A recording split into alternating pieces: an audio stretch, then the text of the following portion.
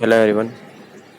इस पार्ट से हम आगे स्टार्ट कर रहे हैं चैप्टर 3 जो हमारी पार्लियामेंट्री सिस्टम के बारे में है। पार्लियामेंट्री सिस्टम जो हमारी लॉ मेकिंग बॉडी है कंट्री की, हमारे देश का जो एक महत्वपूर्ण हिस्सा है पार्लियामेंट, उसके बारे में आज हम डिस्कस करेंगे। पार्लियामेंट के अंदर हमारे मेजरली 2 हाउसेज हैं, लोकसभा एंड राज्यसभा। उसके बारे में भी हम डिटेल से पढ़ेंगे। तो आइए सबसे पहले इसका इंट्रोडक्शन स्टार्ट करते हैं। तो सबसे पहले चैप्टर का नाम है हमारा why do we need a parliament. हमें जो हमारी पार्लियामेंट है, जो संसद, उसकी आवश्यकता क्यों है। किसी भी देश, जो लोकतांत्रिक देश होता है, उसको पार्लियामेंट की आवश्यकता क्यों पड़ती है, ये सबसे इम्पोर्टेंट क्वेश्चन आता है पहले तो। क्योंकि कोई भी अगर मान लीजिए लोकतांत्रिक देश है तो उसके अंदर रहने वाले लोग, जो हमने पढ़ा है कि संविधान उनको अधिकार देता है, उनकी प्रोटेक्शन करता है। और यदि उन संविधान के अंदर कुछ ऐसी चीज़ें हैं जिनके अंदर संशोधन करना बाकी है तो वो पार्लियामेंट के द्वारा किए जा सकते हैं।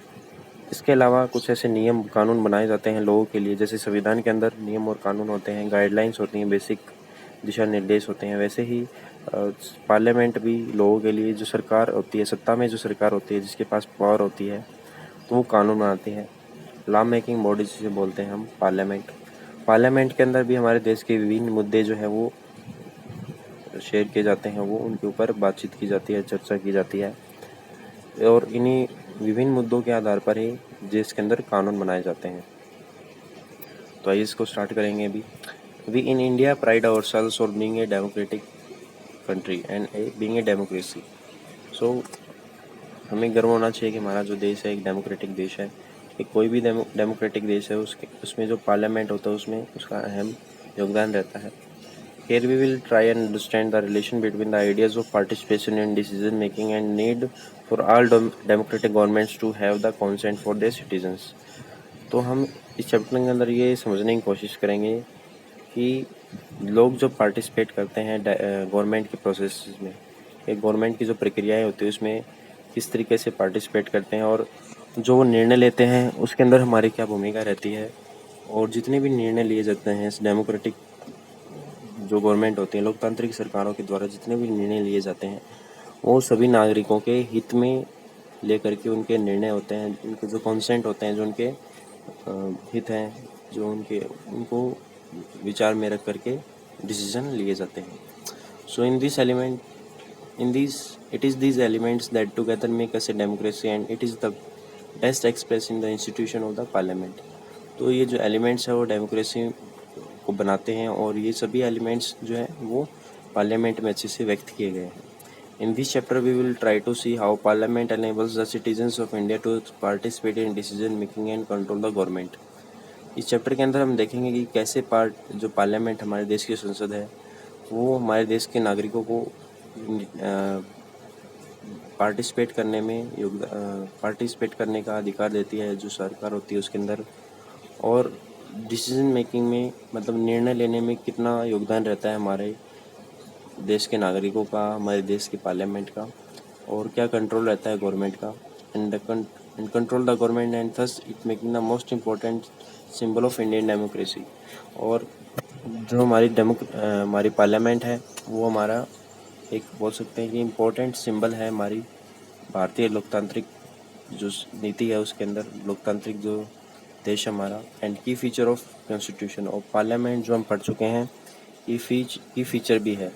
हमने चैप्टर 1 के अंदर डिस्कस किया था कि what are the key features of democratic government. तो डेमोक्रेटिक गवर्नमेंट के अंदर सबसे जो सेकंड फीचर था, फर्स्ट फीचर जो था वो फेडरलिज्म था, सेकंड था पार्लियामेंट्री फॉर्म ऑफ गवर्नमेंट। तो हमारे देश की जो सरकारें हैं वो पार्लियामेंट्री फॉर्म में है, विच मीन्स सदन जो है हमारे देश के, उसके अंदर अलग अलग तरीके से जो है कैंडिडेट को चुना जाता है। ठीक है, जैसे राज्य सरकार है या फिर जो केंद्र सरकार है, उसके अंदर अलग अलग तरीक़ों से सरकार का चुनाव किया जाता है।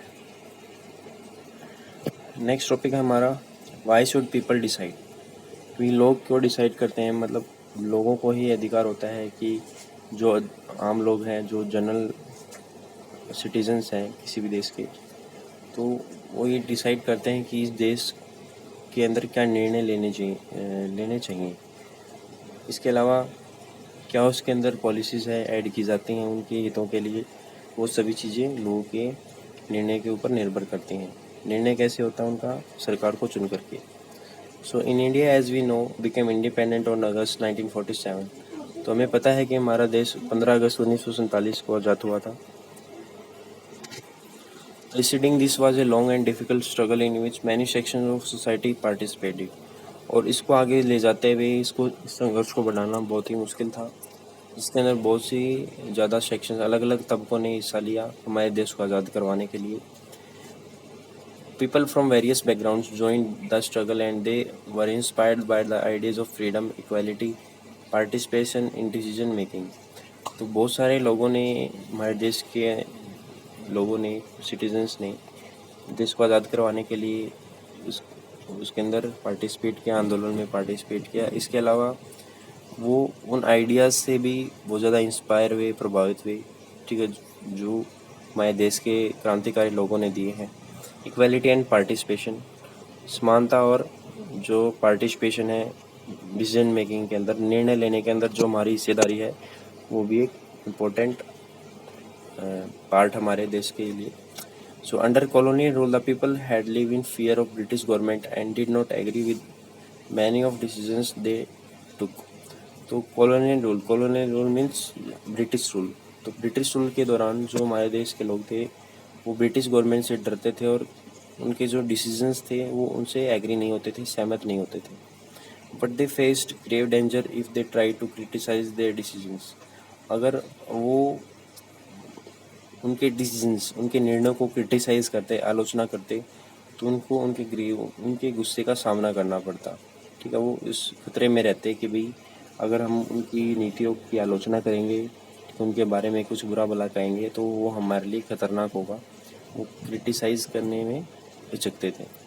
The freedom movement change this situation. लेकिन जब आंदोलन स्टार्ट हुआ, जब स्वतंत्रता का आंदोलन स्टार्ट हुआ, ये सिचुएशन, ये स्थिति बदल गई, ठीक है। उस टाइम पे क्या हुआ कि भी बहुत सारे जो हमारे लीडर्स थे, ठीक है, जो एक्सट्रीमिस्ट हैं या जो मॉडरेट लीडर्स हैं, ठीक है, मॉडरेट मीन्स जो जैसे जो अहिंसा करके देश को आज़ाद करवाना चाहते थे, अहिंसा के माध्यम से, या फिर जो एक्सट्रीमिस्ट हैं जो क्रांति के माध्यम से जो देश को आज़ाद करवाना चाहते थे। तो इन मॉडरेट और एक्सट्रीमिस्ट लीडर के बारे में भी हम आगे और पढ़ेंगे। तो इससे पहले जो नेशनल मूवमेंट जब स्टार्ट हुआ तो इसमें सिचुएशन बिल्कुल बदल गई।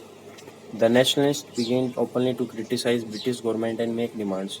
जो राष्ट्रवादी नेता थे उन्होंने खुले तौर पर ब्रिटिश जो गवर्नमेंट, उसकी जो नीतियाँ उसको क्रिटिसाइज़ करना स्टार्ट कर दिया, उसकी जो पॉलिसीज़ हैं उसकी आलोचना करनी स्टार्ट कर दी और अपनी जो डिमांड है वो उनके सामने रखना शुरू कर दी।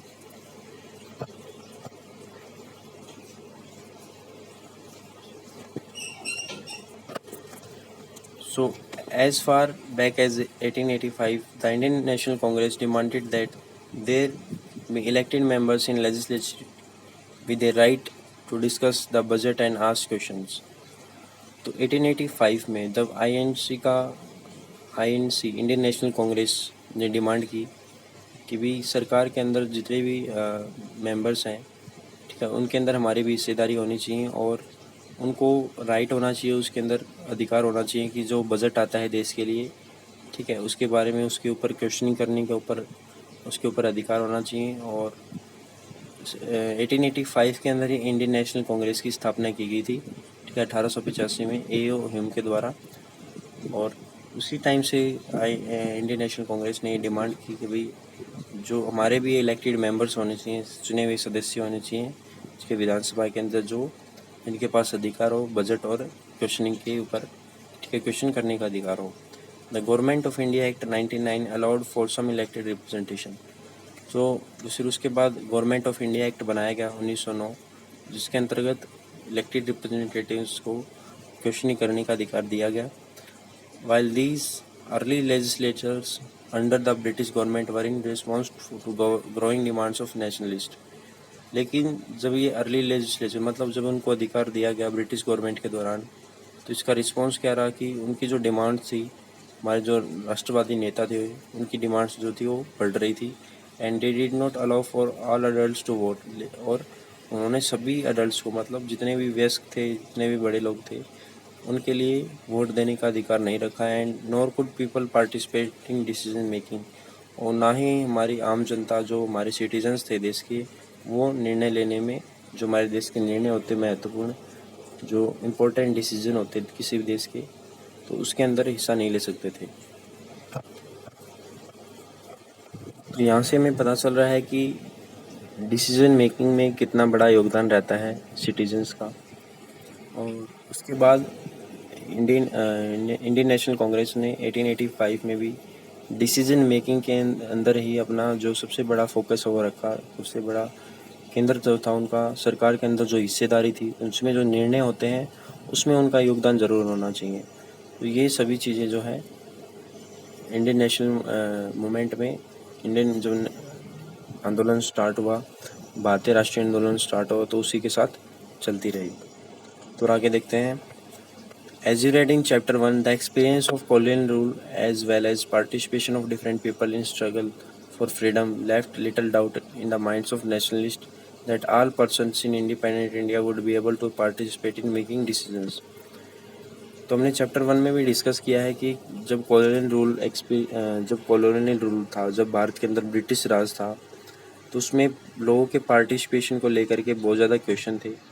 ठीक है, जब हमारे लोगों ने, हमारे देश के लोगों ने ब्रिटिश राज को एक्सपीरियंस किया था, उसको अनुभव किया था, तो हमारे देश के लोगों को डिसीजन मेकिंग के अंदर जो सरकार के निर्णय जो हैं वो कैसे लिए जाते हैं, क्या भूमिका रहती है लोगों की, उसके बारे में कुछ नहीं पता था।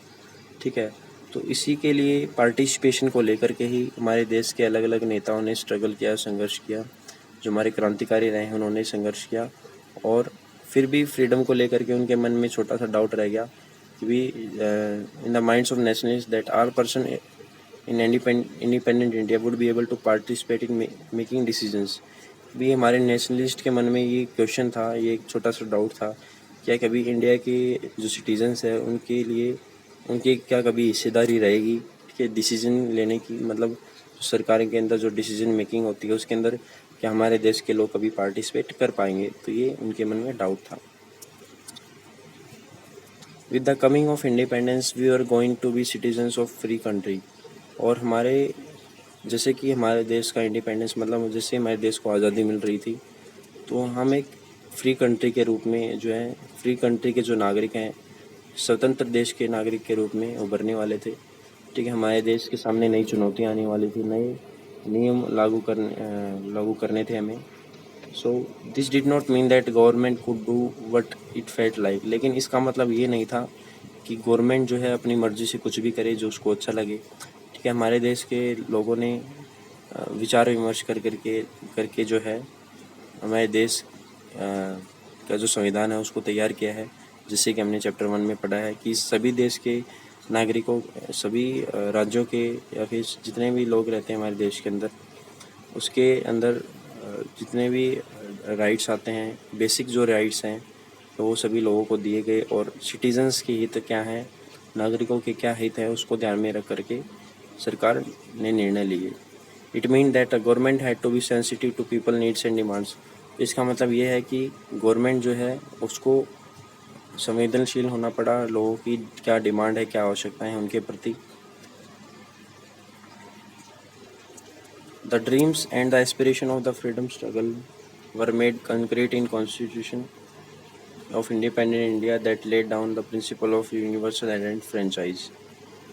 तो जो डिमांड थी, जो एस्पिरेशंस थी, जो आकांक्षाएं थी, जो इच्छा थी, जो फ्रीडम स्ट्रगल से जुड़ी हुई थी, वो भारतीय संविधान के अंदर जो है वो ऐड की गई। तो उसने कॉन्क्रीट बनाया, दृढ़ बनाया भारतीय संविधान को। ठीक है, and laid down the principle of universal adult franchise. और उसी के लिए यूनिवर्सल एडल्ट फ्रेंचाइज का जो अधिकार है, यूनिवर्सल एडल्ट फ्रेंचाइज क्या होता है कि सभी देश के लोगों को, देश के सभी लोगों को जो वोट देने का अधिकार है। ठीक है, और कोई भी व्यक्ति जो 18 साल से ऊपर की एज है वो वोट दे सकता है। That all adult citizens of country have right to vote.